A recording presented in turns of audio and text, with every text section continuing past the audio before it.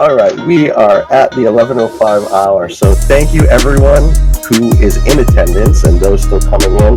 Welcome to the October 29th edition of Midweek with Max. And without further ado, I'm going to turn it right over to Max. Cool. Thanks, Rick. Hey, everyone. What have we been working on the past week? We've been doing a lot of stuff on mainnet.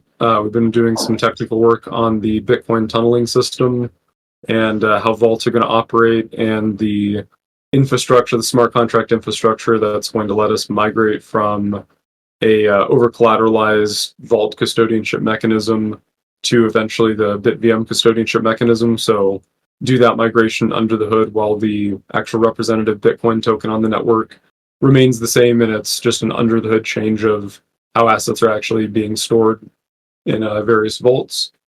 And so working on getting some of that work audited with some smart contract auditing firms. We've also been working on our mainnet infrastructure setup, and we also migrated our testnet infrastructure from Amsterdam to London, so we changed regions, hoping for some better stability from that, and we'll be cutting over the DNS for the public RPC endpoint today, so hopefully people will have better response times and not as many connectivity issues as we were having with the previous flaky infrastructure that we're trying to get off of. And we've also been making some under the hood improvements to TBC. So exact date TBD, but we're going to be doing a testnet upgrade in the near future to bring in those TBC improvements, which basically TBC is the Bitcoin node embedded in the EVM that powers the HVM precompile endpoints. And so we're working on that upgrade, and then we'll be putting out some content information for people who want to start developing with HVM. And that'll also let us launch our Bitcoin tunnel system on testnet, so people can begin playing with that as well. So we'll announce a date for that shortly, but that's those are the main things that are in the works. So moving towards mainnet from a code perspective and infrastructure and some miscellaneous features and bug improvements. So I want to turn it over to questions. Yeah, that's a great segue. Josh, I see a couple hands up. If you don't mind doing what you do, right? If you could accept that invite, we can turn the floor over to you. While we're waiting on that, I also see some questions about the TBTC faucet and fees on testnet Bitcoin network. So super high level, there's nothing we can do directly about fees. That's just the open competitive market dynamic of people doing pop mining on testnet. We are talking about ways to modify how the faucet works or some of the faucet behavior. And we're also, as we've kind of alluded to in previous meetings and probably in some messages on general chat as well, there will be an anti-Sybil mechanism that Hemi's going to use for points distribution.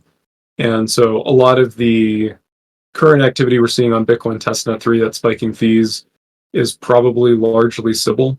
And so the plans TBD, this is something we were been discussing over the last couple of days, but looking at getting more information about the Sybil mechanism out there to hopefully move a lot of the current Sybil testnet mining interest off the network and hopefully make more room for people who are doing the points program the way it was intended as a single individual. So stay tuned for updates on that side.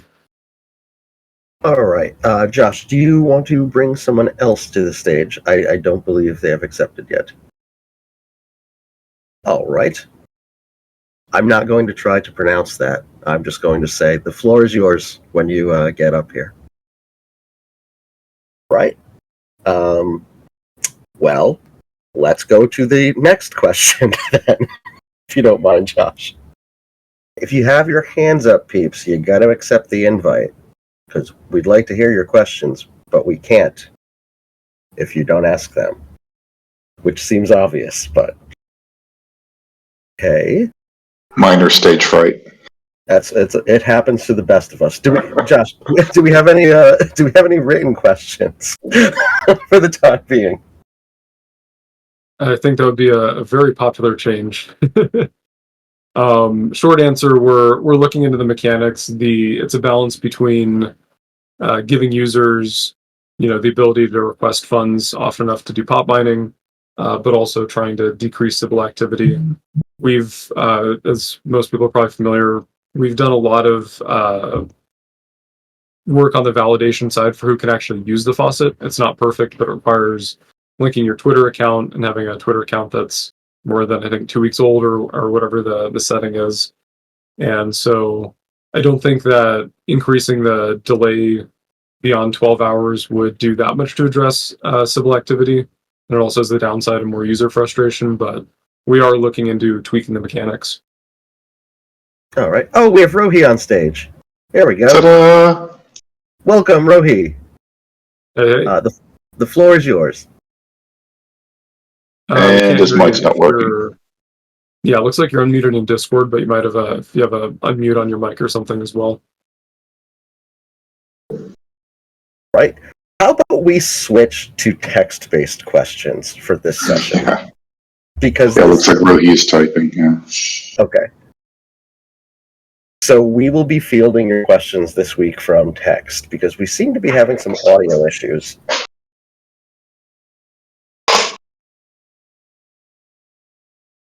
Okay, I see one right here from Brutal Man. Max, what is your take on creating a poll about how much keystones have that each miners have mined? As far as like a Discord poll. So the way that we're going to do the pop points payout mechanic is going to be based on how many keystones you mined relative to other users, kind of trying to find the average user, quote unquote, of the network during that time period. So for example, if most people were only able to mine 5 keystones in a day and you mined 4 or 5 or 6, you're going to get the majority of the rewards for the pop points for that day based on being in line with the general pack versus competing against somebody who's doing 144 keystones every day, but that's the exception, not the rule. So pop points will be based again on that, staying with the pack of what other standard users were able to do. We're also looking at doing a mechanic around how much TBTC you spent relative to other participants on the network, and maybe squaring that up with what was available from the faucet. So for example, somebody who spent 0.2 TBTC per day to do pop mining, whether that ended up being 5 pop transactions or 20, if the fees that they paid were in line with fees that were reasonable to pay at that point in time, we may do some points distribution around that as well to try to smooth out the points that people are getting based on what resources they actually had to work with, both from an RPC endpoint availability perspective and also the TBTC that they're able to get from the faucet rather than acquiring it through less kosher means. So details to come soon, but the high level is we are looking at doing pop points, paying those out using a mechanic that tries to be fair to regular users using the services as they exist versus people who are going and buying thousands of TBTC on the testnet black market and Sybil attacking the network. So Thank you very much for your question. We have another one from Max Vitt. As Hemi continues towards mainnet, what development challenges could be encountered in the development of Hemi?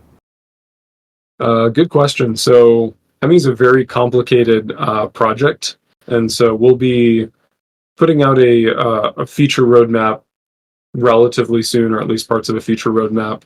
But there's a lot of stuff on kind of our 12-month, 18-month, 24-month horizon. So there's a lot of work that we're going to be doing for an adapted version of BitVM that will be used for Bitcoin custodianship. And there's going to be a lot of novel technology in there.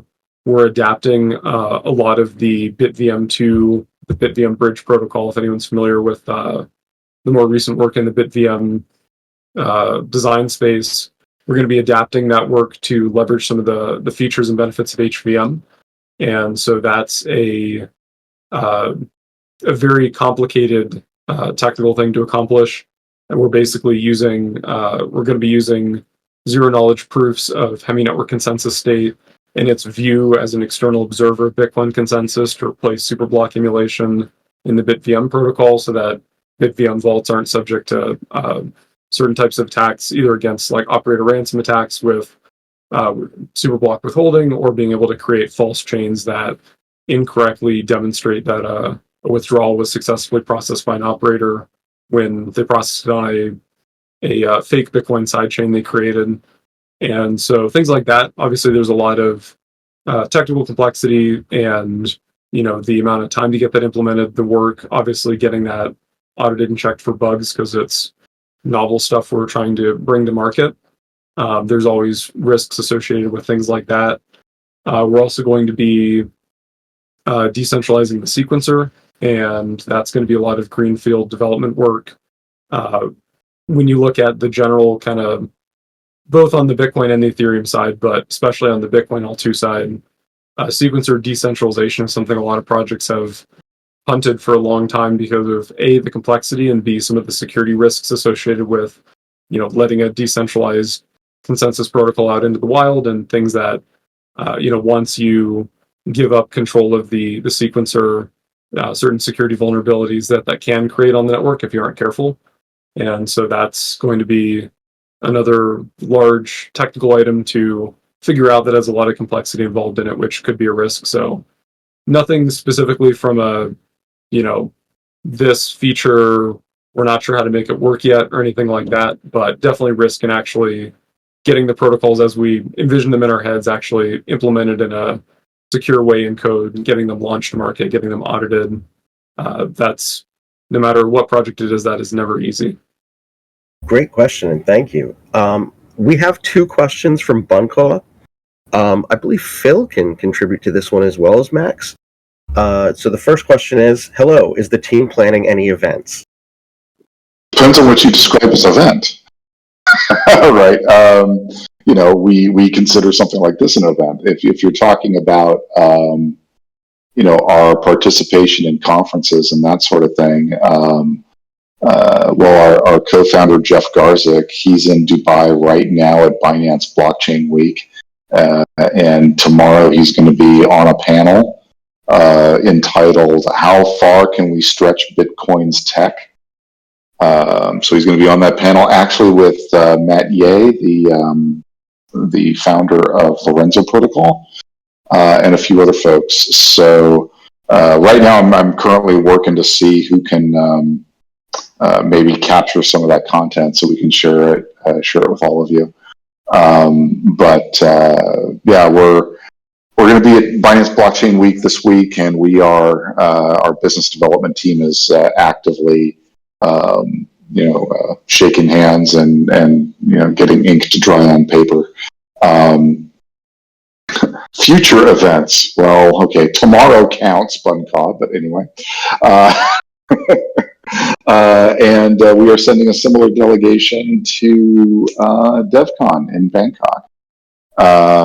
So there's that, and we're also running into what I like to call a CFP season. That's call for presentation season.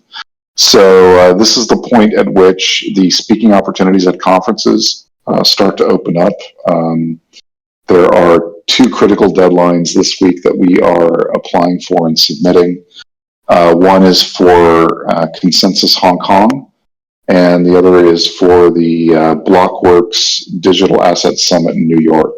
So we're going to be we're working to participate in there.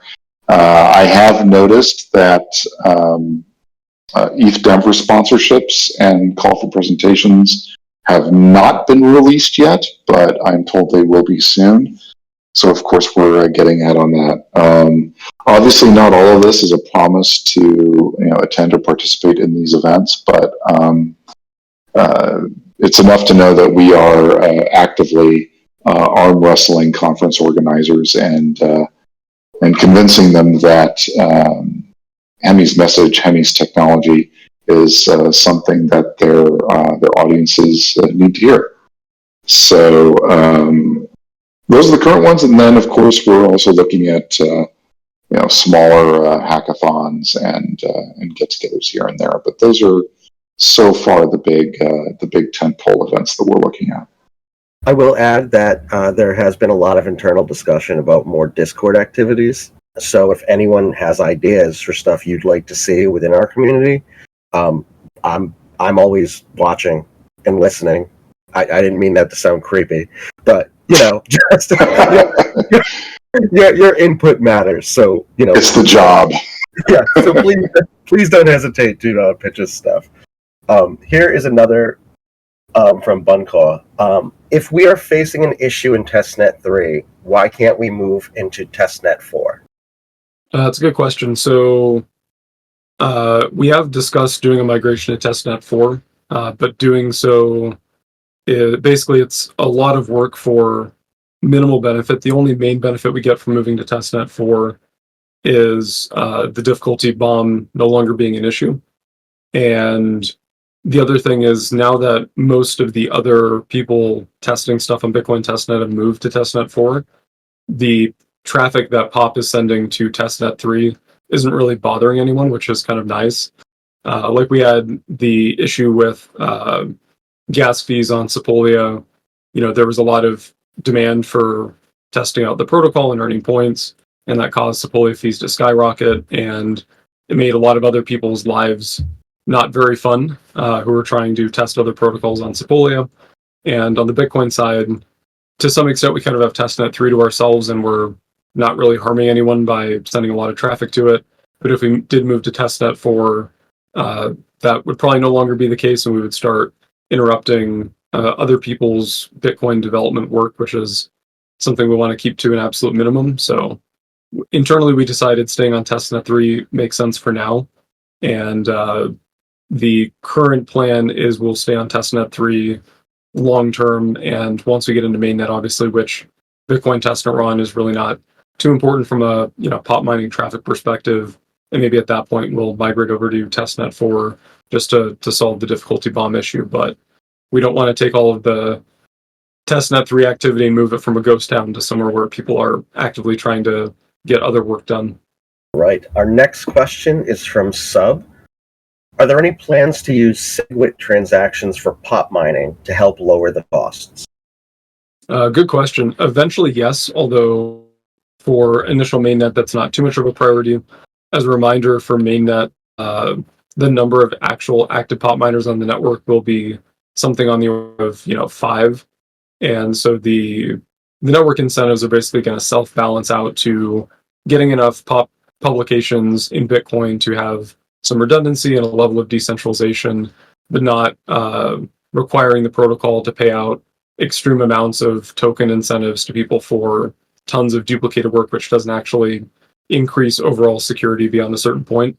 And so given that small footprint, the move from what we're currently doing to SegWit transactions would save something like maybe 200 bytes of data every 10 minutes or so.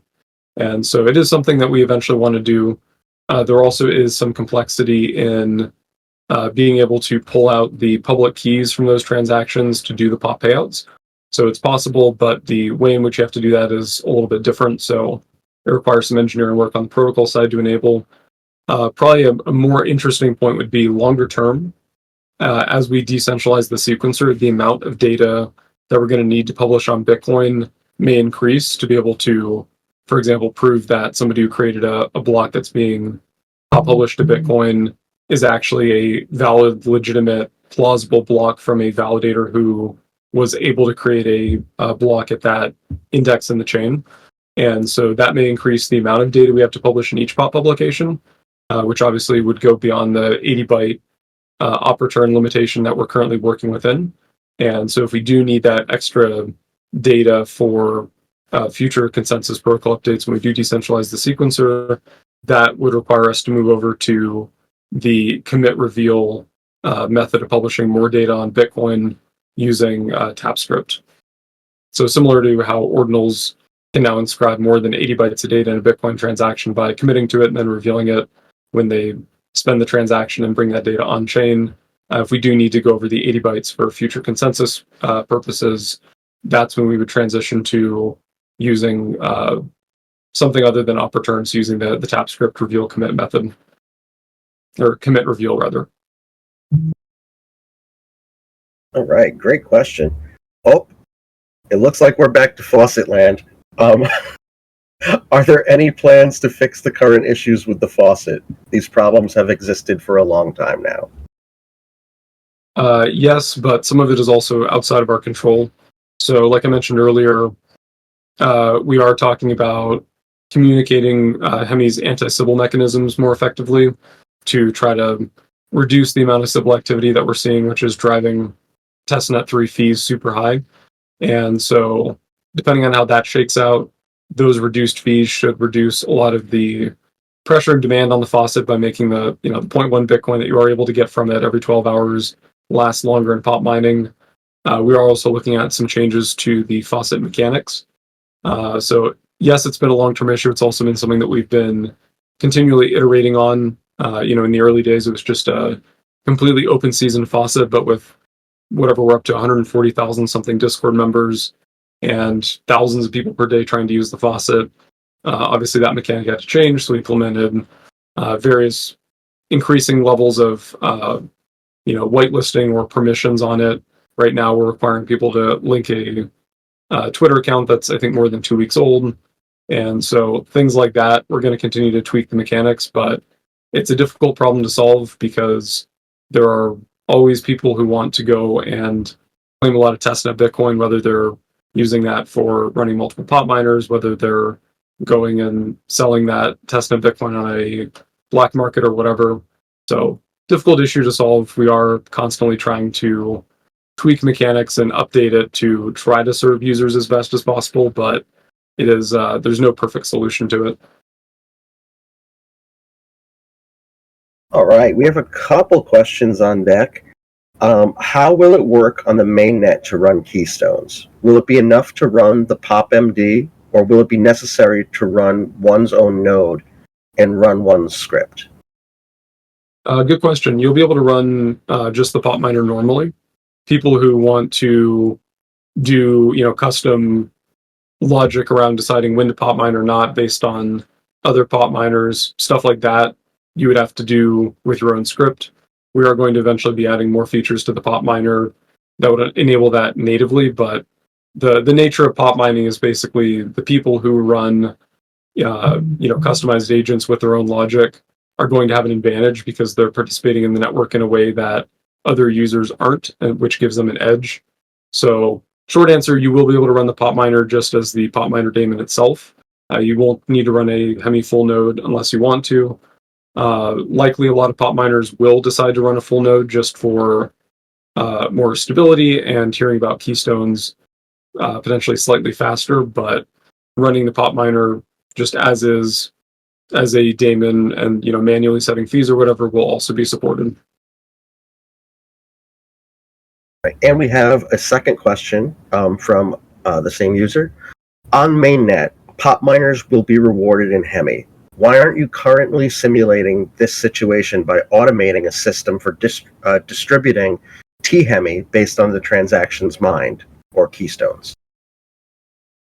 So we did have a mechanic for that, but the current amount of traffic of pop mining that's occurring plus the difficulty bombs have caused that system to not work reliably, and it's not something that's worth scaling up to handle the amount of traffic we're seeing because it won't be used that way in mainnet.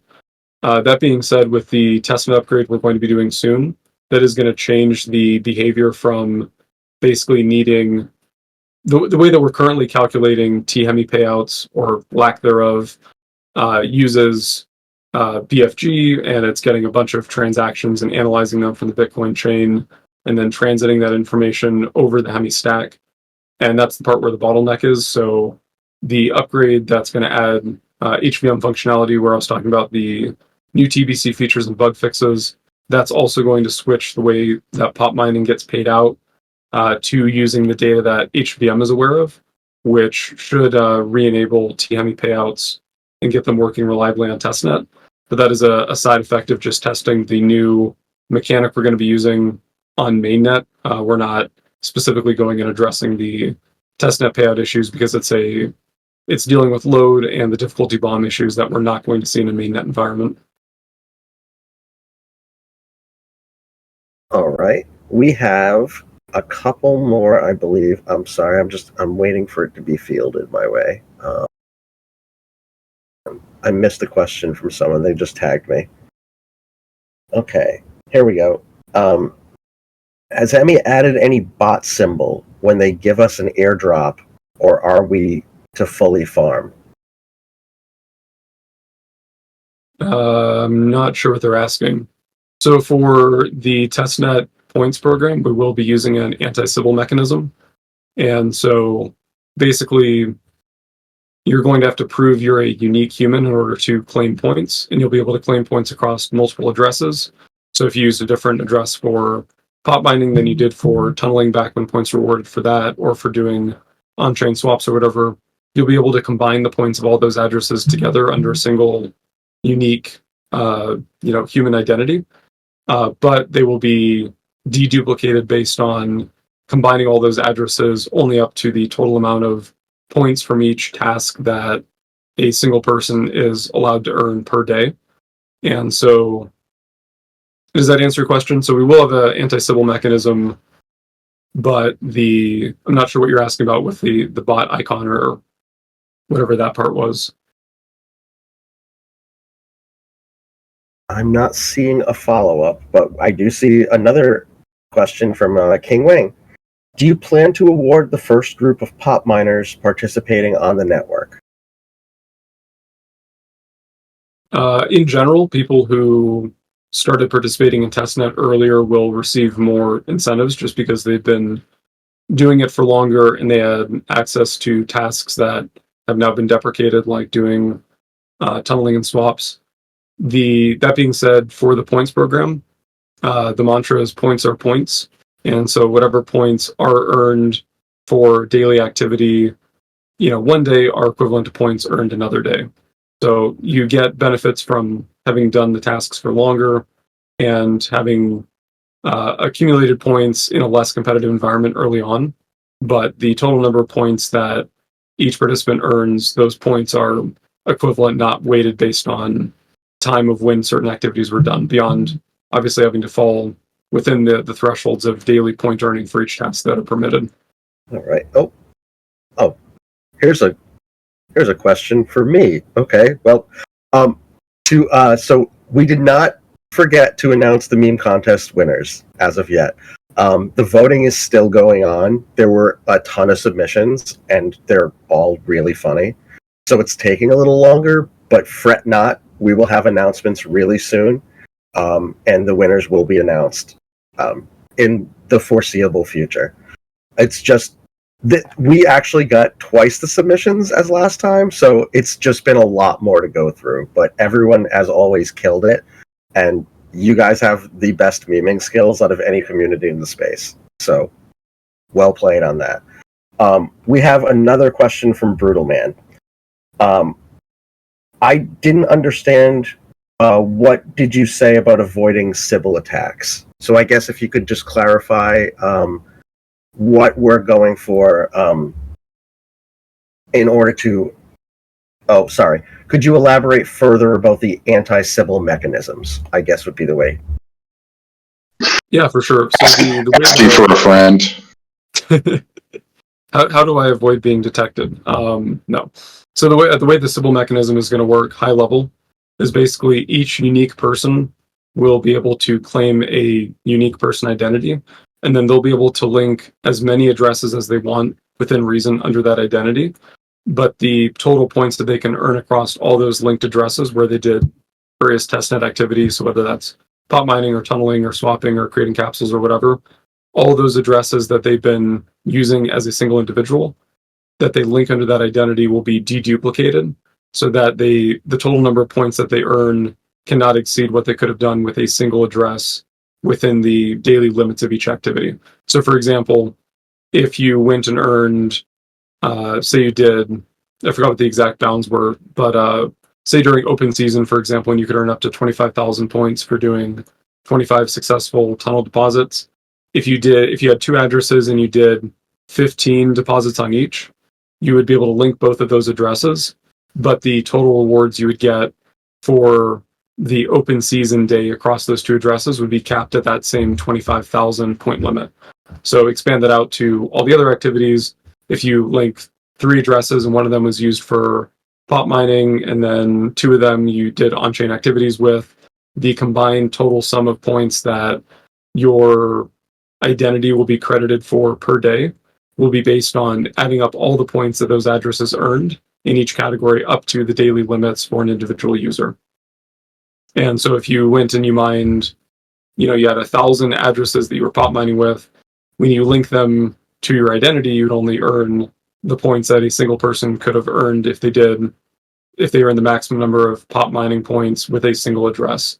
We are going to have a separate small bucket for, we're calling it like the load testing incentive pile. So people who did, quote unquote civil activity, who generate a lot of load, they will be able to claim some points from a very small additional incentives pile, because that activity does help us load test the network, and it's something we are looking at deprecating. So we'll announce details on when that program would end, and the remaining incentives would go purely to public users. But think something like 90-10 or 95-5 split towards de-civil activity versus the smaller load testing bounty. So short answer, there's really not interesting incentives for doing civil activity on Hemi. We'll announce the details of how the actual Proof of Humanity protocol is going to work shortly. We have an in-house protocol that we're going to be using for that, which we'll announce and let people start onboarding onto in the relatively near future. Right. We had a follow-up question to that, but I believe you just addressed it.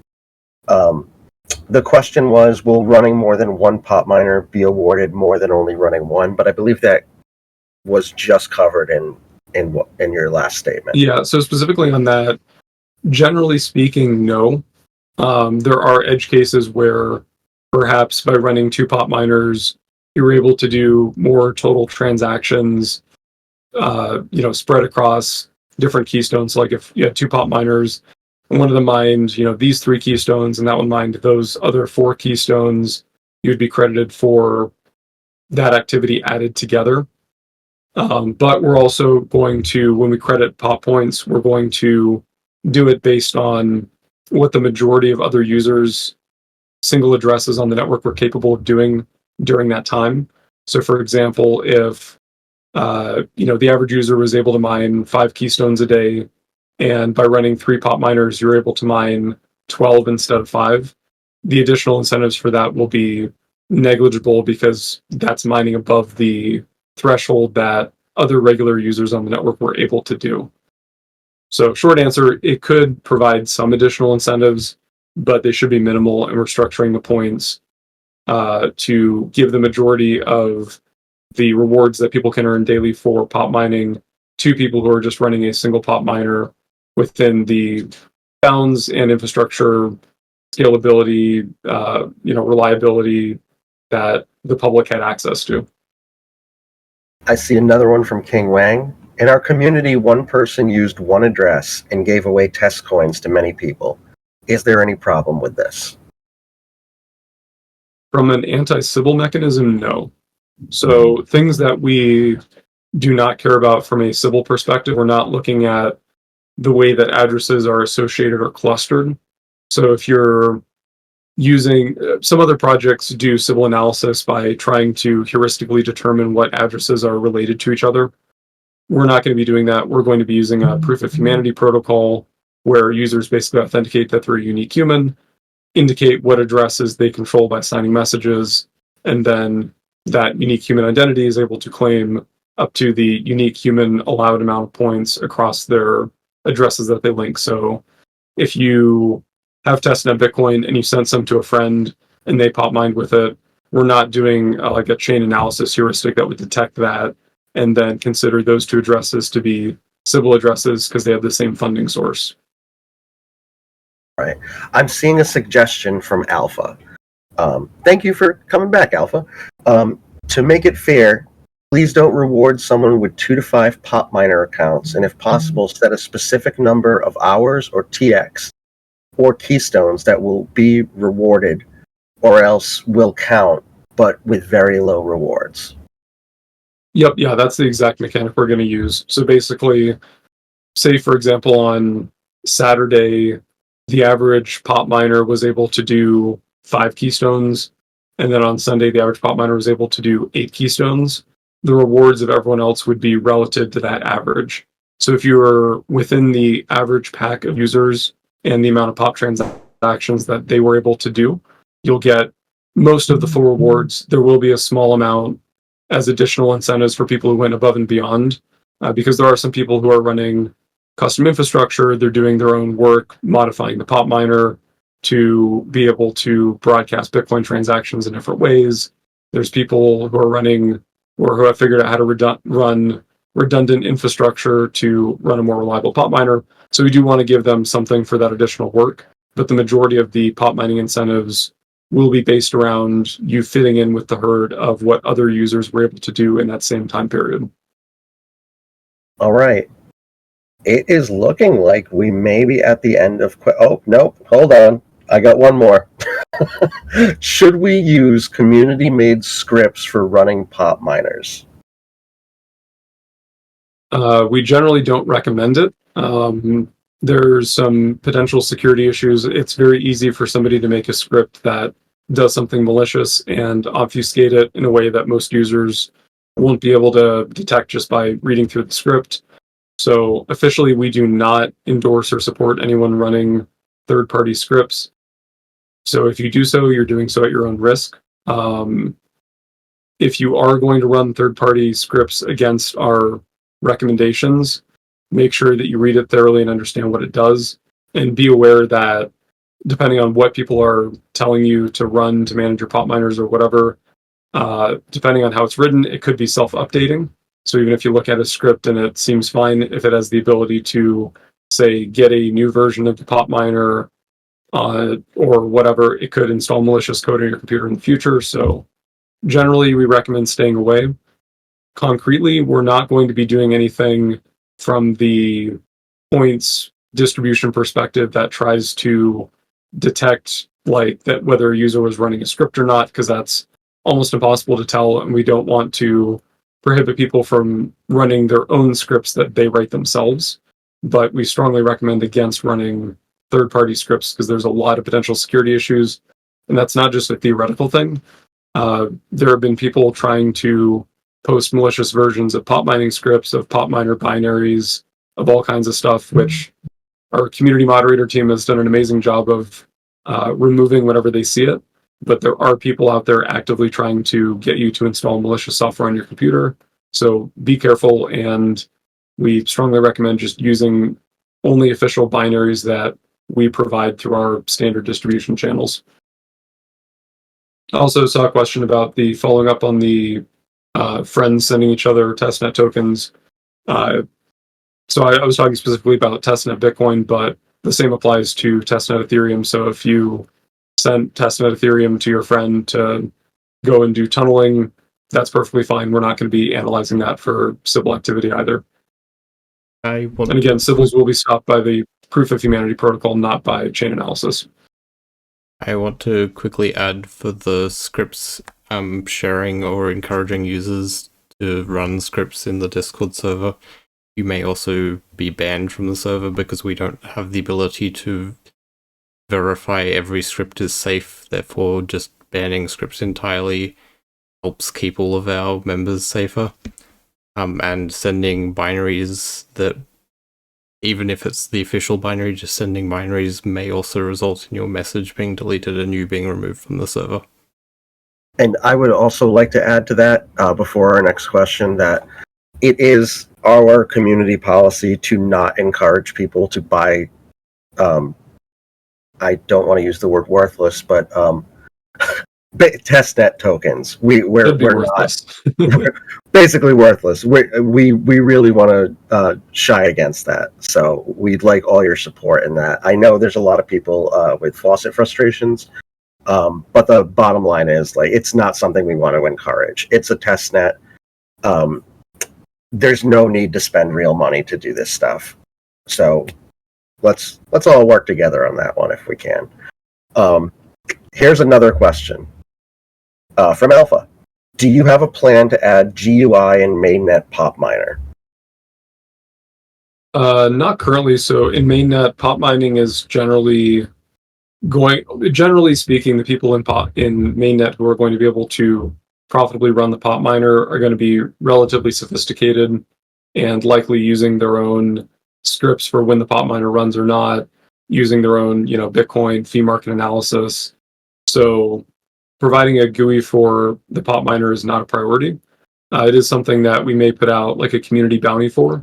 And we also do, as a reminder, have the web pop miner, which I know is having some API issues that we're working on fixing. And there's been other mainnet prep stuff that's been taking priority over that work. But that GUI will be usable in testnet for people who want to play around with pop mining and don't want to learn how to use the CLI. We are not planning on supporting the pop miner web UI in mainnet because in mainnet, users have addresses with real funds that are worth real money, and we don't want to encourage users to practice bad security protocols by having a private key running in a web browser that could be vulnerable. At some point, we may consider making the web pop miner work with browser wallets, so like Unisat, and being able to send a pop transaction through Unisat. That's not something that is currently scheduled on the roadmap. It could also be another item for community bounties if somebody's interested in building that integration themselves. But short answer, mainnet pop mining is going to be CLI only, and adding a GUI doesn't really make sense because of the number of pop miners and the fact that most of them are going to be very sophisticated people doing custom stuff anyway. Doing a GUI would basically be throwaway work that nobody who's competitively pop mining in mainnet's probably going to take advantage of anyway. So possibly eventually, but not a priority and no concrete plans. All right, and we have time for one more question before we do our wrap-ups. Will the pilot program continue after mainnet?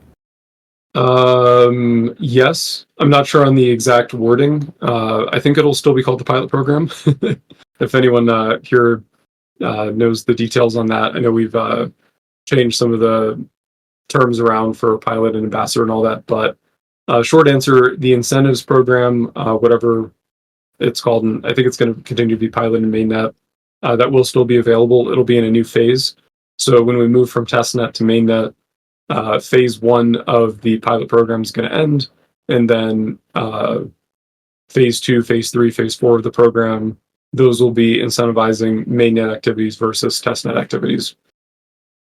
And also off-chain activities like people contributing code or bug fixes or submitting valuable issues on GitHub, people deploying interesting third-party services on mainnet, stuff like that will also be part of the pilot program. But once mainnet's launched, there will not be points incentives for testnet activity, except maybe in weird specific cases where we are putting a new feature out on testnet and we want people to test the hell out of it for a couple weeks. We may provide some testnet incentives for that, but macro is all incentive. Once mainnet's live, all incentives of future seasons will be based around mainnet activity. And also did see a question about mainnet launch time. So no exact date announced yet, but it will be Q4 of this year. So soon. Some related to the GUI for the pop miner.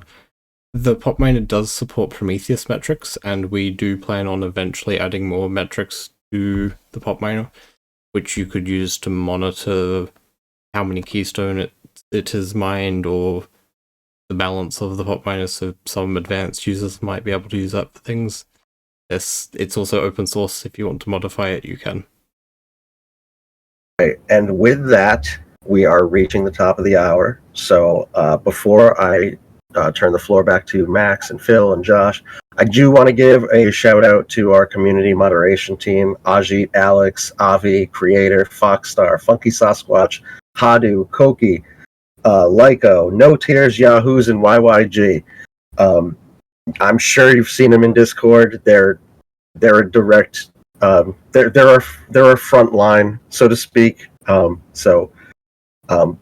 Please continue working with them and showing them respect and support, and they're going to do it right back. And we really appreciate all of you.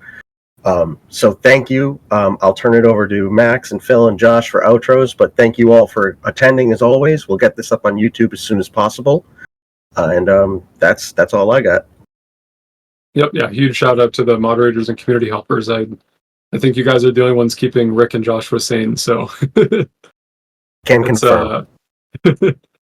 So I greatly appreciate everyone's effort there, and just keeping the community, the Hemi community, running and well oiled, and giving people a great onboarding experience. So really appreciate all the work it takes to do that, and the time and attention it takes to bring new users on, show them how stuff works, and make sure that nobody is sending viruses to other people. So really appreciate it. As far as a summary, so for anyone who missed it at the beginning of the meeting, I gave a quick tech update, so I'll just go through that again.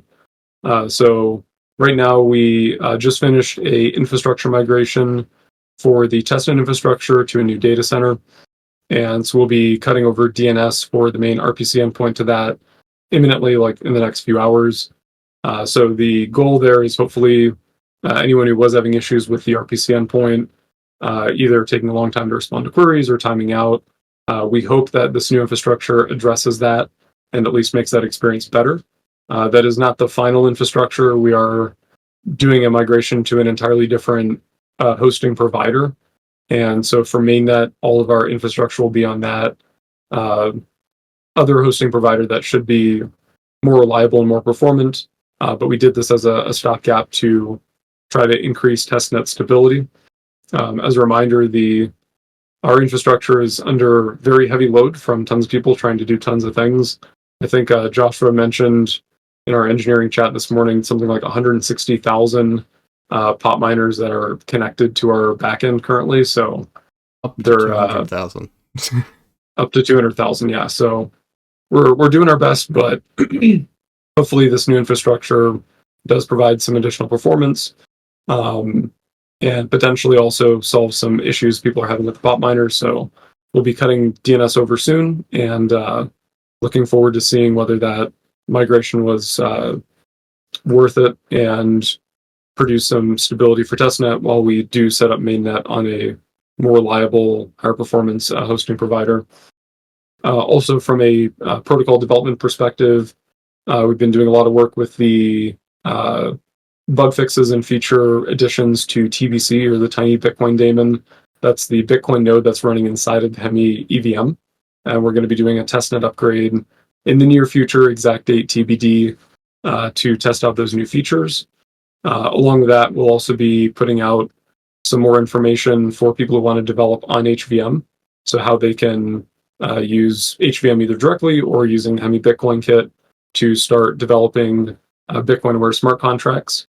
And on a similar note, we've also been doing some additional work on our Bitcoin tunneling system, which we're looking to also launch in testnet with or shortly after that upgrade, which will allow people to basically tunnel Bitcoin to the network, and that works as a set of smart contracts that use HVM and HBK. It's kind of the first use case of those technologies on the Hemi network. So looking forward to getting that out and letting people test and play around with that. And trying to think if there's anything else. And I think those are the main items.